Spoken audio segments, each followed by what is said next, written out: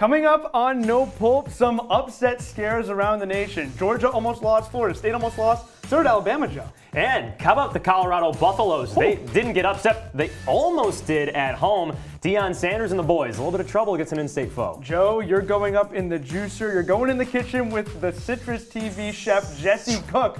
That's going to be a lot of fun. Oh, yeah. Jesse Cook, Joe Puccio, Ben Spector. No better show than that. No better show. That starts right now. Kansas State has been on fire this year. Missouri is one of the most fraudulent teams in college basketball. And it was proved They're not going to fire him. He's the best player in program history. Side to Lawrence for the win! Yes! He got it! She is the Shohei Ohtani of college softball. This is a team that's potentially going to be a top 10 team in the country. How you feeling? I'm excited to win the juicer. LSU has captured its very first national championship. Welcome into the CitrusTV studio for No Pulp with Joe Puccio.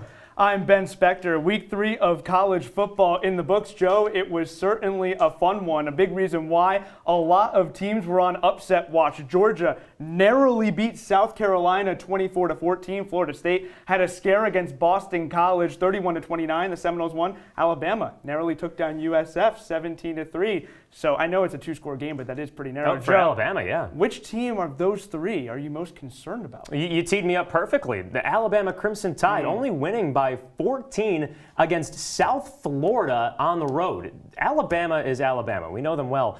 But the Crimson Tide have 3 quarterbacks. You know my old adage, right? If you have 3 quarterbacks, you have none. Yep. Jalen Milroe was benched against the Bulls. And then Nick Saban comes out this week and says, oh, yeah, Milroe's the best guy we got. Well, they don't have a quarterback. He had no man. other choice. Alabama is Alabama. They're supposed to be in the college football playoff. They look nowhere close to it. They're going to be playing the Cheez-It Bowl this year. He had no other choice. Milroe was the best of the 3 by far, but that doesn't really say much because Milroe hasn't been that great this season. He had one okay game at the beginning of the year. Then he goes up against Texas, and he completely just doesn't do well at all. It was a miserable performance by Milroe. But Alabama, though, I always thought once they played Texas, they were pretty overrated from there. Yeah. I was not a big fan of Alabama. I'm most scared of Florida State. I'm really? most concerned about them. 31-10 in the second half. They give up 19 unanswered points. Boston College shot itself in the foot. Yeah. Because Boston College had 18 penalties, had a bunch of turnovers late, missed a PAT, missed a 2-point conversion, and at the end of the day, they had a chance to beat Florida State. The only thing with Florida State, though, is that they have 2 of the best players in the country on both sides of the ball, Jordan Travis and Jared Verse. I get that, but you got to win football games, Joe. And sure, there are such things as get-right games, but Joe, I'm concerned a little bit, just a little bit, about Florida State because of that close call. Yeah, well, Florida State, one of the best teams in the ACC, though. They should have some success towards the end of the season. Let's go up to what will be a all-Big Ten matchup in just a year or two. Washington goes to Michigan State and manhandles the Spartans 41-7. The highlight, Michael Penix Jr., 473 yards and 4 scores. What do you make of the Huskies? I make of the Huskies that Michael Penix is a legit quarterback in college football. That guy is a baller. He could be a Heisman candidate come this time or later in the season. A lot of good quarterbacks out there. The Heisman discussion is a separate one, but at some point you just got to kick back, enjoy quarterback play when you have it. Washington is a complete team. Zion Tupuola-Fetui on the defensive end from Hawaii. That guy can ball. One Pac-12 Defensive Player of the Week. Washington is complete on both sides of the football. I've been a big fan of his all year. The only thing, though, Ben, Michigan State has a lot more things to worry about right now than playing football on Saturdays. You beat the Spartans 41-7. Great. Look at all these games that they've won. They are scoring over 40 points in each game. My issue is, how does this translate to the rest of the Pac-12? The Pac-12 is one of the best football conferences this year. That's crazy to say, but USC and Colorado are head and shoulders above Washington. So I got questions on the Huskies. Michael Penix Jr., he's fantastic. He'll be in the Heisman conversation. But as a full team, I'm not sure how they fare in the conference. I like USC better than I like Washington. Yeah, that's a I no-brainer. can't see a situation where Washington will jump USC in my Pac-12 What about rankings. Colorado? I still don't see it. I Yeah, like that's- USC yeah, a that's lot my more. point. That offense Yeah. is high flying. The defense had some questions earlier in the season, but those answers, those questions were answered when it took down Stanford 56-10. The defense put on a performance against Syracuse transfer Justin Lamson, by the way. But USC is number one for me. I still don't believe Michael Penix wins the Heisman, though. I don't know what you think, but real quick, I think it's Quinn Ewers right now. It's Caleb Williams' world. Yeah. All right, well, agree to disagree. So we go from the Pac-12, Washington, when it took down Michigan State, to the SEC. Tennessee upset Florida State, took down the Volunteers. Or Florida, rather. Yeah. Took down the Volunteers 29-16.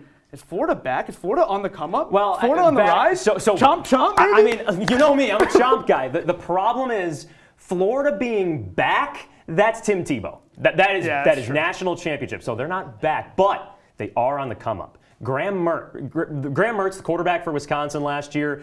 You're a Big Ten guy. You're a Northwestern guy. He has a chip on his shoulder because his career at Wisconsin didn't go the way the Badgers wanted to. Now he goes to Florida and beats Tennessee. Tennessee's been a red-hot team in the SEC over the last couple of seasons. Graham Mertz throws 5 incompletions, hands the ball off to Trevor Etienne. Florida looked like an all-around team at home. And as I say that, there's a touchdown on the screen. But my point is, Graham Mertz has a chip on his shoulder. He has an edge and a fire. I don't know if Florida is the Georgias and the Alabamas of the world. It's similar to the Washington thing. Exactly. But I think Florida should be happy with the start this year. And that win against Tennessee, they should have an extra bottle of apple juice after that. Florida's lone loss was to Utah. It's pretty understandable with a new quarterback in Graham Mertz. Graham Mertz, look, I love the Big Ten. Like you said, I'm a Big Ten guy. Graham Mertz is nothing to write home about, though. No. It's the weapons around him. Montrell Johnson, Trevor Etienne. The two of them helped Florida put up 20 points in the second quarter of that game. Graham Mertz is a game manager. He's not really anything that's special, but that's what Florida needs. Exactly, that's my point. Like, he has that edge, that chip on his shoulder that I think is what Florida needs right now. They don't need a rock star quarterback. They just had Anthony Richardson. That's true. Also, how about Rocky Top? More like Shock Top, right? Losing that game, number 11 team in the country. Joe, you're being a little bit provocative. Yeah, whatever. All right, Kansas State and Missouri is the last game that we'll look at this past week. That had a wild ending. Missouri, a 61-yard field goal to win the game.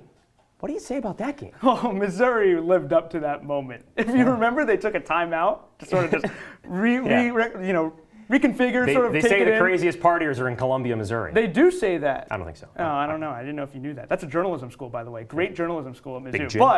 But that game was crazy. And look, I'm not going to overreact about Kansas State, nor am I going to about Missouri, because upsets like this happen in college football all the time. But the thing about Missouri in this contest is if you're going to beat a top 15 team in the country at the time in Kansas State, that can be a program-changing victory. Emphasis on can be. When you beat a top 15 team in the country after having 3 consecutive years where you finish under 500, and you come out and beat Kansas State, people start to recognize that, recruits start to see that, and to win it in a fashion like they did, a 61-yard field goal, that's encouraging for Missouri. Here's the thing, though. Missouri isn't one of the best football teams, definitely not in the SEC.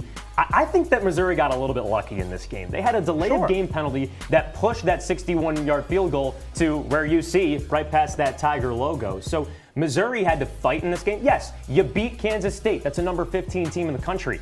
But Missouri has had a bad start to the season, a poorest start to the, not this start to the season, they're 3-0 this year, but over the last couple of years, that frankly, I need to see more from this team. A 61-yard field goal, lucking into a 61-yard field goal, I don't buy it. Kansas State also had 7 penalties in this contest. Yeah. So when you are undisciplined, it leads to a bunch of losses. All right, we're going to a quick break here on No Pulp. Coming up, we're going to the kitchen. Jesse Cook joins the juicer. He'll go up against Joe Puccio. And get this, you guys won't want to miss it. See you in a bit.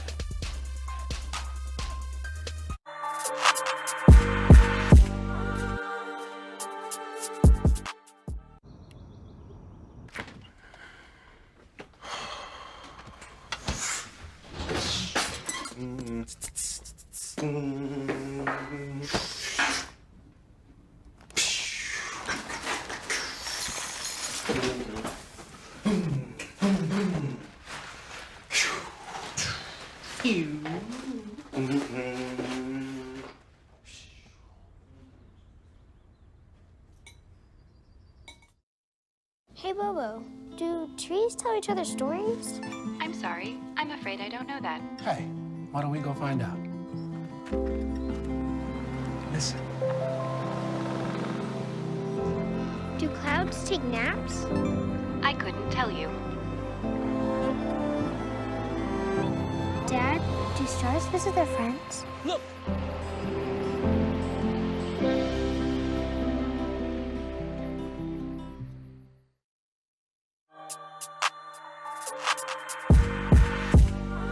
Welcome back to No Pulp for everybody's favorite segment of the show. To my left, Joe Puccio, contestant over there. To my right, Jesse Cook. I'm Ben Spector. Jesse, you're in the juicer. You amped? You ready?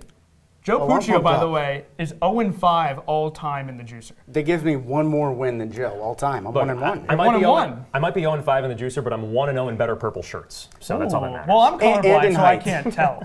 You're 2-0 in height at this table, too. All right, let's get into our first question of the juicer. A lot of teams have played 3 games, maybe 4 games in the college football season. Who's the most underrated team so far? Joe, we'll start with you. I'm going to go with Oregon State. We talk about the Pac-12 a lot this year for off the field and on the field performances, but Oregon State's a team that's flying under the radar. They're just coming off of a 26-9 win over San Diego State. Let's take a look at the numbers. Tied for the 11th best scoring defense in the nation and the 16th best scoring offense in the nation. This Beaver squad is contending to be for one of the best teams in its own state, which coming into this year, who could you think that the Beavers and Ducks would be 2 of the same caliber teams? So I think Oregon State's got a good chance at making the Pac-12 championship game. Jesse, take it away. Joe, you got the right region, but let's head a little north. Washington State. You want the team that's one of the best in its own state. How about best in the country? Washington State is top 10 in points per game and yards per game. This is a team that has a great receiving core as well. Talk about Lincoln Victor. He's one of 3 Power 5 receivers in the country with multiple touchdowns and multiple 100-yard receiving games.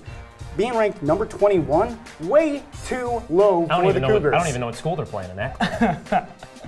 Look, you said Washington State could be the best in the country. I'm a Big Ten guy. They beat Wisconsin. Congratulations. We talked about, Oregon State. We didn't talk that much about them, but I'm talking about them right now. I like Oregon State as the most underrated team in the country. You talk about the Pac-12, USC, Washington, goes Oregon State number 3 for me. The Beavers have been incredibly underrated. 1 point to Joe Puccio. So we talked about underrated teams. That's right, job's not finished.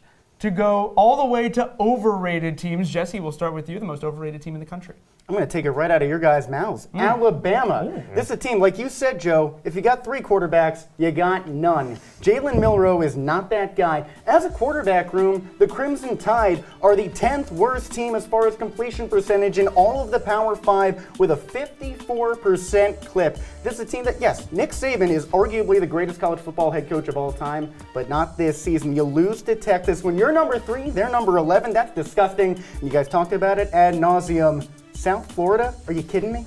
Well, how about this? A team that's 2 spots higher than Alabama, the Tennessee Volunteers. You just talked about it, how Tennessee lost to a game manager in Graham Mertz. You were singing the praises of Graham Mertz. Look, I think Florida's a great team, but not a good quarterback running the helm in Tennessee.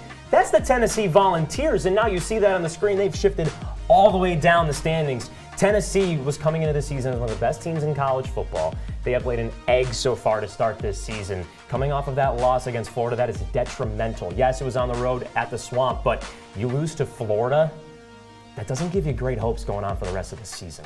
You're calling them a disappointment? Alabama was supposed to be in the college football. Alabama's still Alabama. Alabama's 13. Jesse, I'm cool. I love you to death. I'm cool. But you had your turn. Let Joe have his turn. Look, we're talking about Joe Midton III. We're talking about Jalen Midrow, all right? 2 mid quarterbacks, but Alabama's more overrated than Tennessee. Alabama had significantly higher expectations. Tennessee lost a lot of players to the NFL.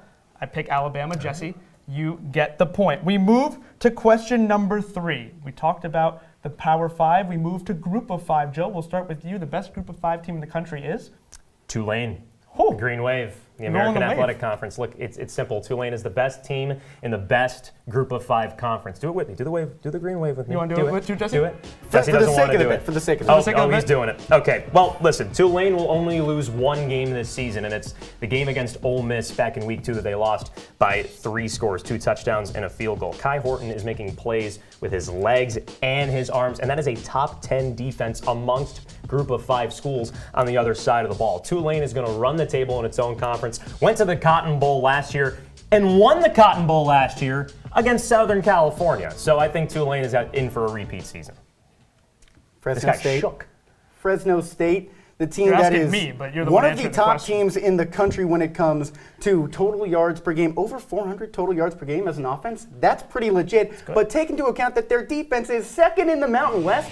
The only team ahead of them. Second in the Mountain West. Only team ahead of them is that Air Force team that barely lets the other team have the ball. Respect So Air Force. considering that's pretty great as far as the Bulldogs, I think they're one of the most underrated teams in the nation when you think about Group of 5 programs, and they are the best Group of 5 team. The Bulldogs are going to be on the street all season long on the prowl. Joe, you got a lot going for you. You know, they play 30 minutes of that Ole Miss Tulane game. We could be having a completely different conversation. Also, I can't swim. I can't roll the waves. I'm going Fresno State with actually this true. one. Going with the Jesse dogs. gets the point 3-0. That week one This guy upset just against dogged Purdue, himself on 39 to 35. I like that from Fresno State. But now from FBS to FCS, the best FCS team in the country. Jesse, go ahead. South Dakota State. Oh. This team Jack is Rabbit. on fire. The reigning mile marker winners taking the best FCS crown. They right now are ranked #1. This is a team that is top 10 in both total offense and total defense. There are only 2 they playing on a FCS baseball teams field? that they are because they hit nothing but home runs this season. They haven't lost since week 1 of 2022. South Dakota State, the Jackrabbits have been hopping for years. In the past 4 seasons, only 10 of their 36 wins have come by just 1 score. This team dominates, and let's talk passer efficiency. Mark Gronowski, the most efficient passer in all of FCS football. You said the Jackrabbits have been hopping for these last couple of years, but who's been running through them for the last, I don't know, decade plus? That's North Dakota State. Look, FCS is still North Dakota State territory, and the Bison are the best team in the FCS. They have the 3rd best scoring offense in the FCS. And get this, these are the wins this year. 35-10 over Eastern Washington, 44-7 against Maine, 49-31 against Central Arkansas. You know who Eastern Washington played earlier this year? That Fresno State team that you said was one of the best in college football. They lost to Fresno State in overtime. North Dakota State did. So by the transitive property, that means that North Dakota State is a better football team than Fresno State, meaning that the FCS school, North Dakota State, is better than every other FCS school. That's just math. You guys are going. And that is a lot of math. You guys are going back and forth Fives like and everything? Like it's a tennis match, throwing numbers, Move the X's Rafael around. Nadal action, right? I like North Dakota State. I like the Bison. I like that win over Central Arkansas. did I really Joe Puccio, folks, has won the juicer. 1-5, winless no longer. Joe Puccio is the winner. Hey, Jesse, thank you so much for playing. Thank you. I appreciate you coming out. I want Joe, my first green Joe, jacket, Joe, like Dustin Johnson in 2020. Turn around, right we'll here. do that. Put Well, it on. Stay with us as I put his green jacket on. Coming up Let's on go. No Pulp, we're playing Mad Stefan Libs. Diggs over We're here. going to the classroom. Get your best words out, get your vocabulary out, because we're going to the classroom. Mad Libs after this.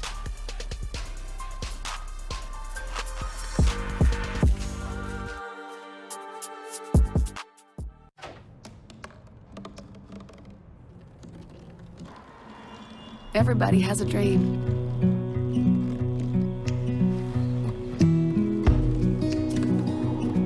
Mine was to see the ocean.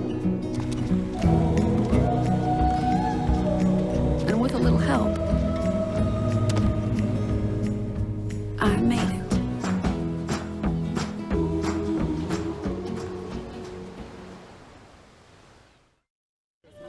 Leaving hot coals improperly extinguished can cause a wildfire. Hey guys, it's Smokey! It looks as if Smokey is going to use the drown, stir, drown and feel technique. After the first drown, a good start. Next, another drink. And finally, a close feel. Is it cool? Okay. Yeah. Hey, Smokey, catch. Oh, my bad, Smokey. Only you can prevent wildfires.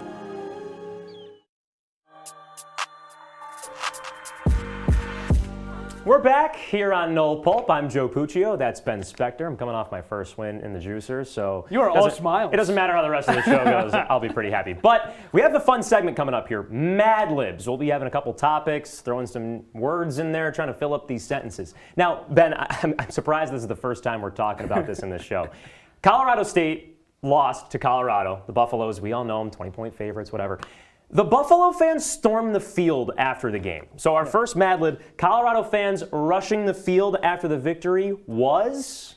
I'm going foolish. What are we doing as a society? What are we doing as a college football fan base? You are a ranked team. Colorado, the Buffaloes. Look, I get it. They're hot. You are excited about your favorite college football team. Sure, there was a lot of beef going on with Colorado State. Jay Norvell with the sunglasses incident. Deion Sanders is very exciting. He's an exciting figure. But what are you doing? Are you kidding me? This is completely foolish. You barely beat Colorado State. I get the rivalry, but what are you doing storming the field? No, save that for if you're not ranked and you beat a top 5 team in the country. That's it. Don't storm the field against Colorado State. Yeah. Foolish. I used a similar F word. Forced. I see your eyes there. That's a forced move from Colorado fans. Listen, you're the way you described your argument is exactly the way I'm presenting mine. Yeah. Colorado wants to be the #1 team in the country. So do I. The university wants to be the best. They got college game day. They got the sunglasses, Deion Sanders, all this stuff.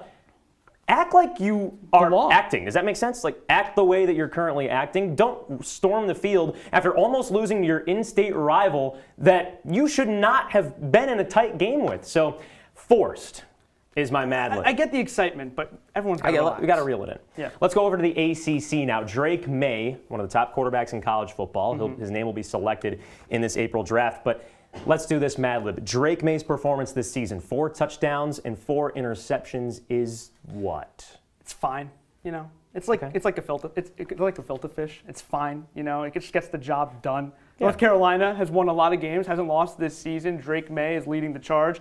You just expected to see a little bit more after somebody who's gotten so much hype going into 2023. Someone who is a premier draft prospect come this April. Drake May had a lot of hype, a lot of expectations. He hasn't really shown that statistically, hasn't really put the team on his shoulders in the passing attack. That's why it's just fine for me. Yeah, for me, it's expected. I personally don't think Drake May is all that in a bag of chips. I think that Drake May is a late first-round draft pick. I think Caleb Williams is a better quarterback. I think that Quinn Ewers will be a higher draft pick than Drake May. There's just nothing I see that's flashy from Drake May. UNC is a good team. They're in the top 25, and they'll be in the conversation for the ACC title game, but just expected to me. Nothing really jumped off the page after this week's performance from Drake Just May. like the filter fish. Just like the filter fish. That's right. All right, last Mad Lib for you here. Ohio State took down Western Kentucky 63-10. Their performance in that game, Ben Spector? It was good, but my expectations for them, my confidence in them, it has not changed. Look, it's Western Kentucky. Nothing against WKU. They have a great mascot. Nothing against Western Kentucky. Nothing against Youngstown State. I'm looking at that Indiana game week 1. Kyle McCord really hasn't shown me that he is the type of quarterback that Ohio State has had in the past. You expect OSU to have a quarterback like a CJ Stroud consistently, but Kyle McCord just hasn't shown that. This week against Notre Dame is going to be a big test and will change my Mad Lib no matter what happens. But right now, this performance against Western Kentucky, they could have blown them out, which they did, but still my confidence in them simply has not changed. Yeah, my word is nullified. Big word. Not really, but not nullified really. Is the word. The way I see Ohio State is that Ohio State's at the kids' table right now eating their pasta. The adults are at the adult table eating their lasagna. Okay. And Ohio State needs to eat its lasagna. Beating Western Kentucky is just having the side salad that's right next to your plate. Yeah. I need to see more out of Ohio State, and they'll have many challenges, including Michigan. Just two guys that need to see more, you know? That's right. Yeah. And I need to eat more lasagna, too. That's true. All right, one more break here on No Pulp, but when we come back, we have our plays of the week and our final word. Don't go anywhere. No Pulp. Back after this.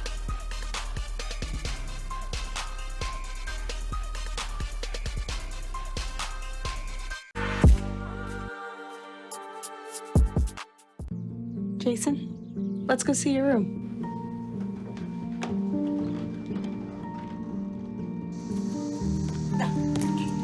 That's not right.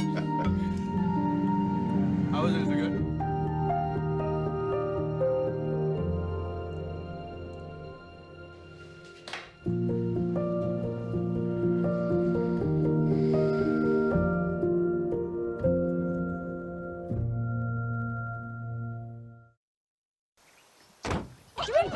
They'll test you.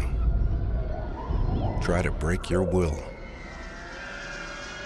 But however loud the loudness gets, however many cheese puffs may fly, you're the driver, the one in control. Stand firm. Just wait. and move only when you hear the click that says they're buckled in for the drive. Never give up till they buckle up. When I was in foster care, I never knew when I would have to move, so I always had my suitcase ready to go. Then one day, I was adopted. My new parents opened their hearts and home to me. My parents cook my favorite breakfast for me every morning. My parents take me on trips I never thought I would go on. They gave me a home and an even better reason to use that suitcase. My parents aren't perfect, but they're perfect for me.